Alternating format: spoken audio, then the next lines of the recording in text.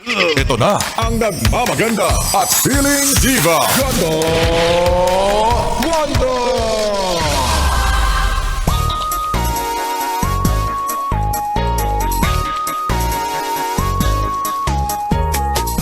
Ano na naman yung pangako na yan? Nakakailang pangako ka na, hindi pa rin natutupad.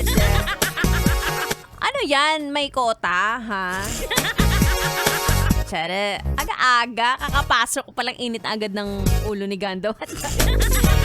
Anyway, mga yes friend, it's me. It's a girl DJ, Ganda Wanda. Kasama nyo na dito sa 101.1 Yes FM. At ang chika sa akin ay ito na nga ang nasagap kong balita tungkol sa'yo. Ikaw daw ay mahilig maniwala sa mga pangako na galing sa isang tao na wala namang isang salita.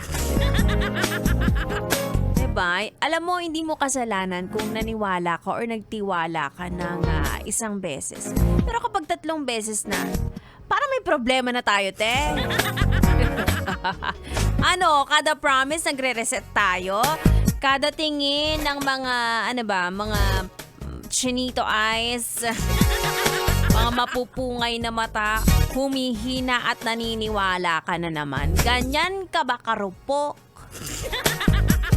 Diba? Mga promise hindi ko na uulitin. O kaya promise hindi na ulit kita sasaktan. Promise hindi na kita lolokohin nang malalaman mo. Wala kaming magagawa. Oo, wala talaga kaming magagawa. Anek mo yan. Pero ito na lang, no? Para sa amin, kung hindi mo kayang sumunod sa mga payo ng mga nakapaligid sa'yo, wag mo na lang pakawalan. Kasi baka mapunta pa sa amin yan. Baka maging problema pa namin yan, di ba? Ay, kakatakot. Ayoko ng ganyan. Anyway, 3 oras naman tayong magsasama-sama. 3 oras na puno ng tugtugan, tawanan at chikahan. Sumama ka na dahil lang di kasama sa usapan. Ako, ikaw na naman ang topic, promise. Maniwala ka. Tuloy-tuloy ang ating tugtugan. Dito lang sa 101.1 Yes FM Solid.